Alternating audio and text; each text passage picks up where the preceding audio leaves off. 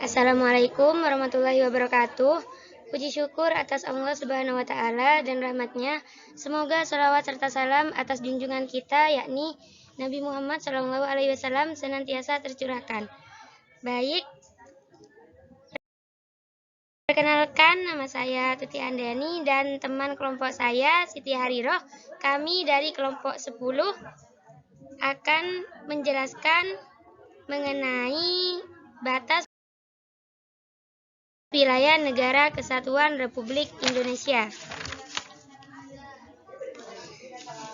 Selanjutnya ialah pengertian wilayah dari batas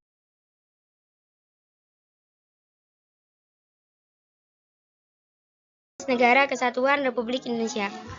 Wilayah dapat diartikan sebagai ruang yang merupakan kesatuan geografis beserta segenap unsur terkait padanya, yang batas dan sistemnya ditentukan berdasarkan pada aspek administratif dan atau aspek fungsional. Tentang tingkat ketelitian peta untuk penataan ruang wilayah Presiden Republik Indonesia. Adapun ruang mengandung pengertian sebagai tempat yang mencangkup daratan, lautan, dan ruang udara sebagai satu kesatuan wilayah. Tempat manusia dan makhluk lainnya hidup dan melakukan kegiatan serta memelihara kelangsungan hidupnya. Ruang itu terbatas dan jumlahnya relatif tetap, sedangkan aktivitas manusia dan pesatnya perkembangan penduduk memerlukan ketersediaan ruang untuk beraktivitas senantiasa berkembang setiap hari. Nah, batas wilayah Negara Kesatuan Republik Indonesia dibagi menjadi 4 bagian. Yang pertama bagian timur, bagian barat, bagian utara, dan bagian selatan. Bagian timur meliputi perbatasan Papua Nugini dan Samudra Pasifik. Bagian barat meliputi perbatasan Samudra Hindia serta perairan negara Indonesia. Bagian utara meliputi perbatasan Pulau Kalimantan dan Malaysia bagian timur. Sedangkan bagian selatan meliputi perbatasan langsung dengan Timur Leste. Selain itu, batas wilayah pada negara Indonesia juga dapat dibedakan menjadi 3, yang terdiri dari batas laut, batas darat, dan juga batas udara. Batas laut ini dibagi menjadi 3, yakni batas teritorial, batas landasan kontinental, dan batas zona ekonomi eksklusif atau ZEE. Batas teritorial merupakan batas yang dihitung dari sebuah garis dasar serta memiliki jarak 12 mil ke arah laut.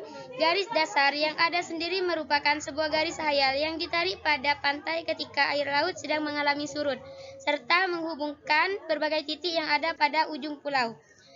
Yang kedua ialah batas kontinental yang diatur di dalam Konvensi Hukum Laut pada tahun 1982 pasal 78 hingga 85 dalam pasal 781. Konvensi Hukum Laut terdiri sebagai berikut: dasar laut serta tanah di bawahnya yang berada di luar laut teritorialnya sepanjang adanya kelanjutan ilmiah pada wilayah daratannya hingga pinggiran tepi kontinen, maupun dasar laut serta tanah yang berada di bawahnya hingga jarak 200 mil laut yang dimulai dari garis pangkal di mana laut teritorial tersebut diukur. Yang kedua ialah batas daratan. Batas daratan ini dibagi menjadi 4. Yang pertama, batas daratan pada negara Indonesia yang terdiri dari daerah di permukaan bumi dalam berbagai batas alam maupun buatan. Batas daratan sebelah utara negara Indonesia terdiri dari Malaysia, Filipina, Singapura, serta Laut Cina Selatan. Yang kedua ialah sebelah selatan negara Indonesia terdiri dari Timur Leste, Australia, serta Samudra Hindia.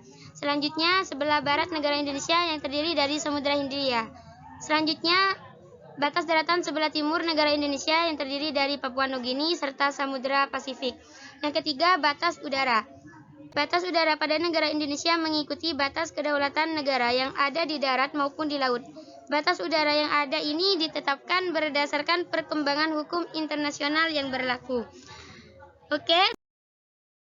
Selanjutnya ialah luas Negara Kesatuan Republik Indonesia. Luas wilayah negara Indonesia adalah 5.193.250 km². Luas wilayah tersebut juga meliputi kedalaman lautan, daratan.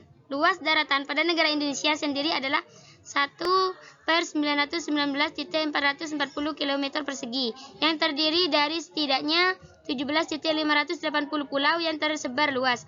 Luas negara Indonesia terbentang sepanjang 3,977 mil, serta memiliki luas lautan hingga 3,273,890 km persegi.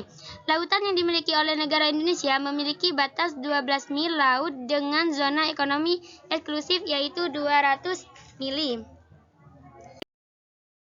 Selanjutnya ialah letak Negara Kesatuan Republik Indonesia. Letak Negara Kesatuan Republik Indonesia ini ada 5 bagian. Yang pertama, letak geografis, kedua astronomis, ketiga geologis, dan keempat geomorfologis, yang kelima letak maritim.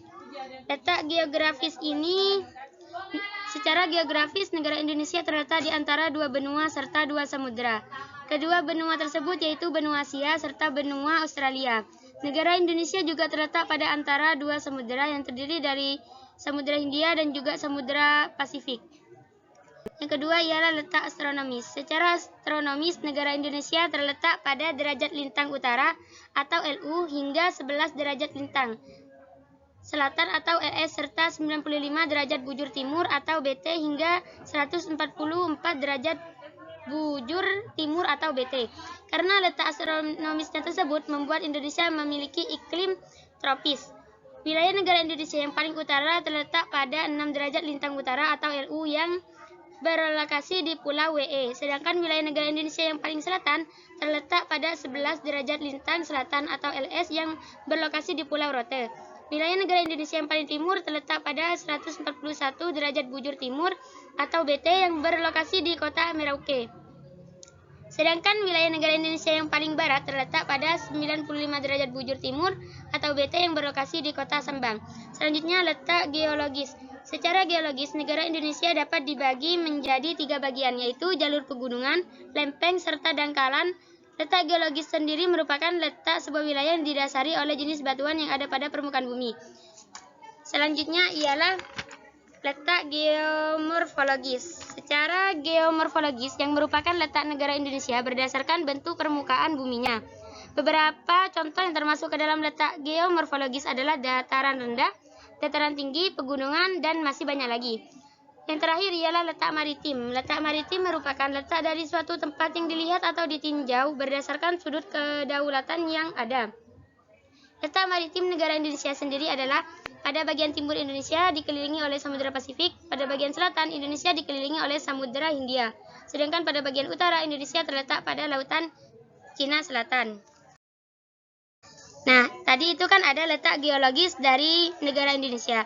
Letak geologis dari negara Indonesia itu dibagi menjadi 3 bagian. Yang pertama itu negara Indonesia terletak pada 2 jalur pegunungan muda dunia yang terbagi menjadi 2, yakni sebelah barat dari negara Indonesia merupakan sirkum Mediterania. Yang kedua, sebelah timur dari negara Indonesia merupakan sirkum Pasifik. Selanjutnya, negara Indonesia terletak pada pertemuan 3 lempeng yang terdiri dari pada bagian utara dari negara Indonesia yang berbatasan dengan Tameng Asia yang hingga saat ini mengalami perluasan hingga dikenal dengan lempeng Asia. Yang kedua, pada bagian barat serta selatan dari negara Indonesia yang berbatasan dengan benua Gondwana India, dasar Samudra Hindia, Australia, serta perluasan yang sering dikenal dengan sebutan lempeng Indo-Australia. Yang terakhir, pada bagian timur dari negara Indonesia yang berlokas di dasar Samudra Pasifik. Selanjutnya, negara Indonesia itu terletak pada 3 dangkalan yang terdiri dari dangkalan Sunda, dangkalan Sahul, Laut Pertengahan Australia Asiatik. Selanjutnya ialah dampak positif dan negatif letak Indonesia. Dampak positif yang pertama karena letaknya yang sangat strategis dapat menyebabkan negara Indonesia mudah melakukan perdagangan ke negara lain. Dengan begitu, hasil produksi dari Indonesia dapat dengan mudah dipasarkan. Begitu pula sebaliknya, di mana negara Indonesia dapat dengan mudah melakukan impor barang yang ada dari berbagai negara. Dampak positif yang kedua, karena letaknya yang strategis, negara Indonesia merupakan tempat pertemuan arus yang seringkali membawa banyak mikroorganisme plankton di dalam laut. Hal tersebut yang menyebabkan kegiatan perikanan di Indonesia berjalan lancar. Karena mikroorganisme plankton tersebut merupakan makanan ikan, selain itu, karena wilayah perairannya yang luas, SDA atau sumber daya alam yang ada seperti ikan, kerang, serta bahan tambang yang ada seperti minyak bumi berlimpah di Indonesia. Dampak positif yang ketiga, karena letaknya yang strategis, negara Indonesia kaya akan berbagai flora, fauna, suku bangsa, budaya, serta etnis di dalamnya. Dengan begitu, keragaman yang ada seringkali menarik perhatian turis dan menjadi salah satu modal untuk perkembangan potensi pariwisata yang ada di Indonesia. Selanjutnya ialah dampak negatif. Dampak negatif yang pertama karena merupakan sebuah negara kepulauan, pengawasan teritorial yang ada menjadi sulit. Hal ini dikarenakan Indonesia sebagai negara kepulauan terdiri dari begitu banyak pulau di dalamnya. Dengan begitu, pemerintah akan kesulitan dalam melakukan pengawasan terhadap seluruh wilayah yang menjadi teritorial di Indonesia. Dampak negatif yang kedua karena merupakan sebuah negara kepulauan akan sulit untuk mengawasi keamanan di negara Indonesia. Selain itu, hal ini seringkali dimanfaatkan oleh berbagai oknum tidak bertanggung jawab untuk melakukan penyelundupan serta tindak kejahatan karena pintu masuk melalui laut yang mudah dimasuki. Selanjutnya ialah pengaruh letak Indonesia. Karena memiliki lokasi yang sangat strategis, lokasi negara Indonesia juga mempengaruhi kehidupan masyarakat yang ada di dalamnya. Pengaruhnya tersebut bisa berdampak secara langsung pada berbagai sektor kegiatan seperti ekonomi, transportasi, dan komunikasi. Yang pertama itu ekonomi. Ekonomi adalah kegiatan di mana dengan suburnya tanah, maka dapat dengan mudah berbagai macam tanaman tumbuh dengan baik di negara Indonesia. Selain itu, di Indonesia juga memiliki curah hujan serta penyinaran matahari yang mencukupi, sehingga berbagai faktor tersebut mendukung tanaman tumbuh dengan baik sehingga para petani dapat memproduksi panen. Yang kedua, transportasi, di mana karena lokasinya yang terletak di antara dua benua serta diapit oleh dua samudera, membuat kegiatan transportasi yang ada sangat dibutuhkan.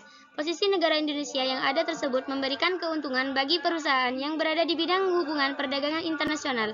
Hal ini dikarenakan lokasi negara Indonesia yang dapat diibaratkan sebagai persimpangan pada lalu lintas yang ada pada perdagangan internasional, sehingga sudah dipastikan bahwa perdagangan internasional yang terjadi akan melewati negara Indonesia terlebih dahulu dalam berbagai bentuk baik darat, laut, serta udara. Selanjutnya ialah komunikasi. Seperti yang kita ketahui, negara Indonesia merupakan negara kepulauan yang memiliki berbagai budaya, suku, dan ras yang mempengaruhi pada penghasilan budaya yang digunakan menjadi beragam. Seperti contohnya, pada Pulau Sumatera sendiri saja terdapat beberapa bahasa seperti bahasa Aceh, bahasa Minang, bahasa Batak, bahasa Melayu, serta bahasa Lampung. Selanjutnya ialah pentingnya penentuan batas wilayah Indonesia. Tiap negara di dunia, termasuk Indonesia, tentunya memiliki ketentuan mengenai batas wilayahnya. Penentuan ini penting dilakukan agar tidak terjadi penyalahgunaan kedaulatan, kekuasaan, maupun kewenangan oleh suatu negara. Berdasarkan pasal 1 ayat 4 Undang-Undang Nomor 43 Tahun 2008 tentang wilayah negara. Berikut pengertian batas wilayah negara. Batas wilayah negara adalah garis batas yang merupakan pemisah kedaulatan suatu negara yang didasarkan atas hukum internasional. Selanjutnya ialah kewenangan menetapkan batas wilayah Republik Indonesia. Setiap negara berwenang untuk menetapkan sendiri batas-batasnya. Akan tetapi, karena batas luar wilayah negara senantiasa berbatas dengan wilayah atau perairan di bawah kedaulatan atau yurisdiksi negara atau badan hukum lain, maka penetapan batas tersebut wajib memperhatikan kewenangan otoritas atau badan hukum lainnya. Tidak ada sejengkal wilayah pun di dunia ini yang tidak ada pemiliknya. Ada Kium yang menyebutkan bahwa garis batas mempunyai kedudukan sebagai hak bersama atau res communis. Bagaimana tata cara menetapkan batas wilayah antara dua kesatuan hukum di laut, antara lain setelah diatur secara garis besar dalam hukum internasional, khususnya hukum laut. Baik, mungkin hanya itu saja pemaparan materi yang bisa